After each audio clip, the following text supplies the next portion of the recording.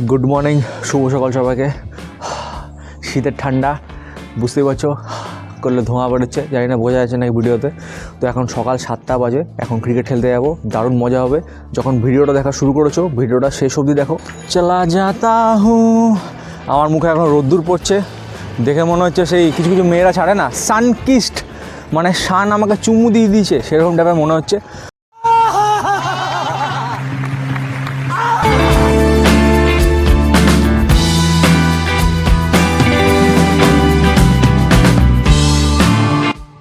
এই পিছনে আছে তিনজন, একজন হচ্ছে ব্যান্ডের সদস্য সুমন।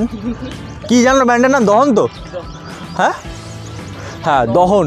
দহন নামটাও কিন্তু বেশ ইন্টারেস্টিং। এই যে সুমন টুপি পরে আছে, হুডি, আর এদিকে জয়দীপ, আর এদিকে মাঝখানে কে জানো? হ্যাঁ দেখেন আমি জানি না, দেখেন আমি জানি না।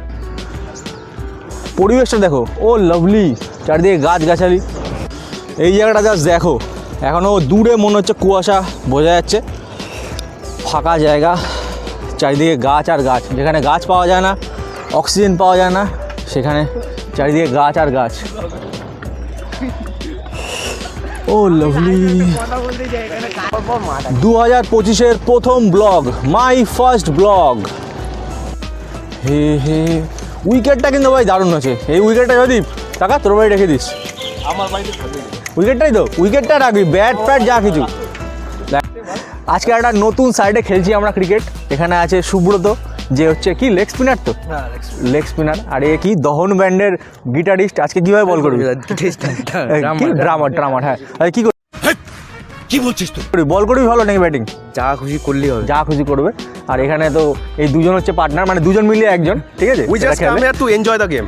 Nothing else. Nothing else. That's was Rockham Canwell. আর এই একটা ছেলে, এর বন্ধু আজকে ঘুম থেকে উঠছে না, তাও চলে এসছে। ঠিক আছে, চলো আজকে দেখা যাক সিরিজ কত কেউ হয়।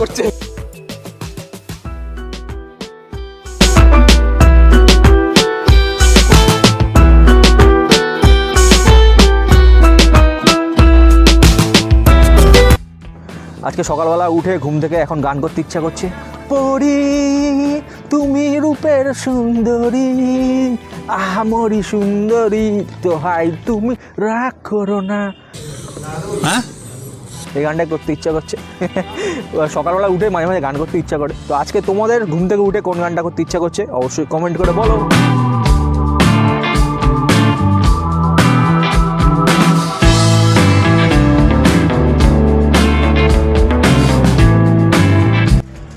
খেলা শেষ, এখন কটা বাজে? 9:20, 9:30, 10টার কাছাকাছি, 9:30 তো বেজে গেছে। চলো একটা চায়ের দোকানে যাব। আমার একটা প্রিয় চায়ের দোকান আছে, যেখানে সন্ধেবেলাও চা খাই, সকালবেলাও চা খাই, যখন তখন চা খাই।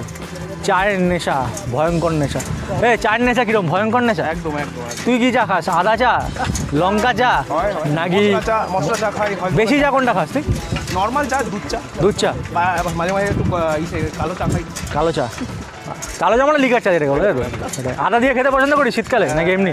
মাথা ধরলে তখন খাই। নিঃসন্দেহে তুই ঠিক কথা বলেছিস। গাছটা কিন্তু দারুণ, দেখ সাইডে, ওই যে সামনে, সুন্দর লাগছে গাছ।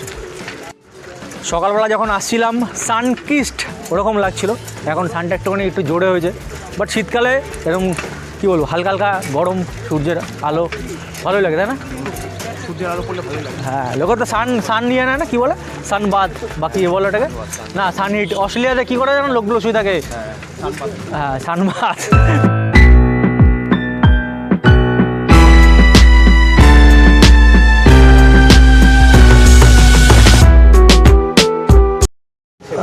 চায়ের দোকানে চলে এসেছি, চলো একটু চা খাওয়া যাক।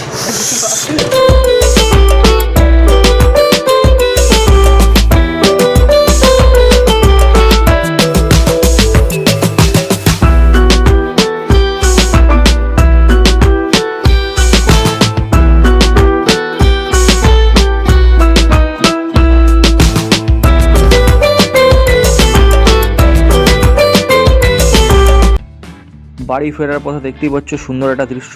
এটাকে রেলের পুকুর বলা হয়, মাছ ফাছ ধরে।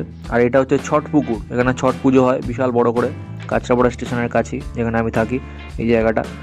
তো চলো একটা আখের রসের গাড়ি দেখতে পেলাম, আখের রস পাওয়া যাচ্ছে, চলো একটুখানি আখের রসও খাওয়া যাক। কারা কারা আখের রস খেতে পছন্দ করো কমেন্ট করে জানাও।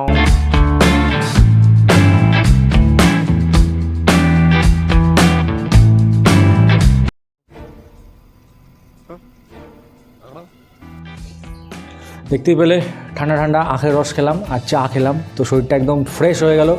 সকাল সকাল যদি আখের রস খাওয়া যায় সবাই একবার খেয়ে দেখেও দারুণ লাগবে। তো আজকে খেলা তো দারুণ হলো। আর আমার পরিচয়টা একটু দিয়ে দিই তোমাদেরকে যারা নতুন আমার চ্যানেলে এসছো।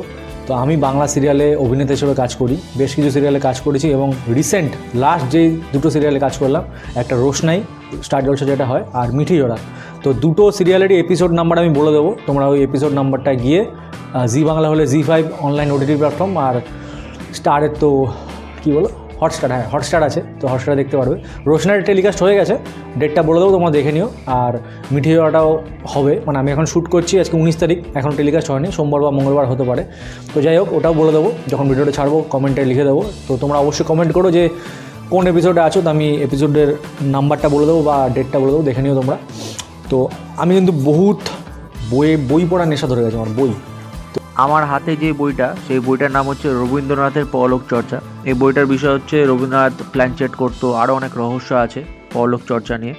তো সেইটা নিয়ে এই বইটা, যিনি লেখক তিনি সাংবাদিক ছিলেন এবং রবীন্দ্রনাথের ওপর এর আগেও অনেক বই লিখেছেন। তো এই বইটা বেশ একটা ইন্টারেস্টিং টপিকের ওপর, তাই বইটা পড়ছি। তো আমার বইয়ের সংগ্রহের তালিকা স্টকে কিন্তু অনেকই আছে, 24-25টা বই, 25 স্টক। তো এই বইটা কীরকম লাগলো অবশ্যই কমেন্ট করে বলো। আমি আমার বাড়ি, যেই বাড়িতে আমি থাকি, এই যে ছাদটা দেখতে পাচ্ছ, এই নিচে তো ঘর আছে, নিচে মা বাবারা থাকে, আমিও যাবো একটু করে নিচে, বাট ওপরে এই ঘরটা আমার পার্সোনাল রুম। এটা এই ঘরটা হচ্ছে আমার, এখানেই রাতে শুই, এখানেই থাকি সারাক্ষণ। বই টই অনেক কিছুই আছে, ব্যাট বল সব কিছুই আছে। এইখানে প্রচুর বই, যেগুলো বলছিলাম তোমাদের যে প্রচুর বই আছে। তো এই বইগুলো কী বই, কী টপিকের বই যদি জানতে চাও কমেন্ট করো, নেক্সট একটা ভিডিও তাহলে এই বইগুলো নিয়ে বানাবো। অবশ্যই কমেন্ট করে বলো যে হ্যাঁ বইগুলো সম্বন্ধে জানতে চাই, একটা বইয়ের ওপর ব্লগ বানাও, কী বই আছে তোমার, তো অবশ্যই একটা ভিডিও বানিয়ে দেবো ব্লগ। তোমাদের কাছে আমার একটা ছোট্ট অনুরোধ, যদি ভালো লাগে আমাকে, যদি ভালো লাগে এই ভিডিওটাকে, অবশ্যই লাইক করো, কমেন্ট করে নিজের মতামত জানিও, আর অবশ্যই চ্যানেলটাকে সাবস্ক্রাইব করে সঙ্গে থেকো, ভালোবাসা দিও। আমার ফেসবুক প্রোফাইলের নাম হচ্ছে সৌম্যজিৎ, SOUMYA, সৌম্য গ্যাপ দিয়ে JIT জিৎ। লিঙ্ক আমার ডেসক্রিপশনে থাকবে, ফেসবুকের লিঙ্ক আর ইনস্টাগ্রামের লিঙ্ক। তো ফলো করতে চাইলে ফলো করে নিও, ওখানে যাবতীয় সিরিয়ালে যেগুলো কাজ করবো ওই আপডেটগুলো দেবো, প্লাস কোনো যদি ভিডিও আসে সেটারও আপডেট দিতে পারি ওখানে।